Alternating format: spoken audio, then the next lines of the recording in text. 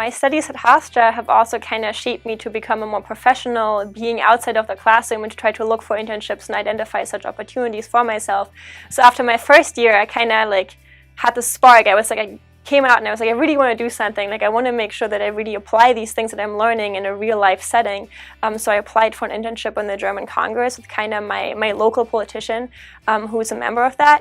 And I got accepted, so I had the wonderful and very exciting chance to live in Berlin for 2 months and really work with that politician, kind of follow him along as he was going to these different committee sessions and research policies and help him draft his speech. And that was really quite wonderful, and it was also really interesting to see because all these things I'd been learning about in the classroom, whether it was global migration or kind of the economic drawbacks of globalization, were now being discussed, and there were real policies that were kind of being shaped by such issues that I now had studied. And I think that was really exciting for me. And I also realized that people back home in Germany really valued my perspective coming from abroad and having studied abroad, which also I think made me a more competitive candidate as I was applying to the internship and kind of as I was networking when I was there.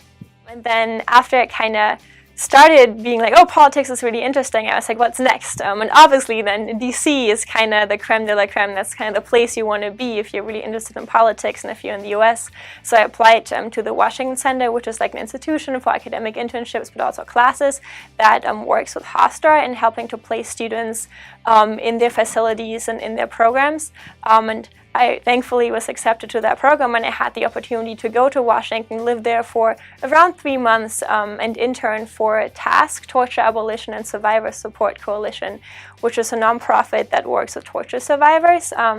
And we advocated together for a torture-free world, but I also did a lot of research about US asylum policies, about the asylum backlog, about US foreign policy in Africa, and then after all that research kind of had been collected, I then went with the survivors to Congress, and we actually met with a lot of different aides to lobby them and to kind of tell them, hey, tell your senator, tell your representative these issues matter. Like, these survivors have really, really good stories to tell. Please listen to them, and please be mindful of these stories as you make policies regarding torture, regarding human rights in Africa.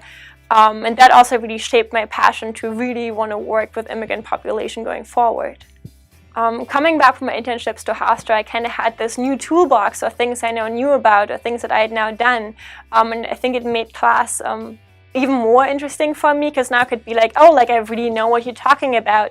This is like, I don't know, like we were talking about human rights and globalization, for example, and I could bring in examples working with, for example, torture survivors from Africa that now is seeking asylum in the US, and kind of how globalization has facilitated that, and has also maybe raise the attractiveness of certain countries because they seem more like a safe haven than others.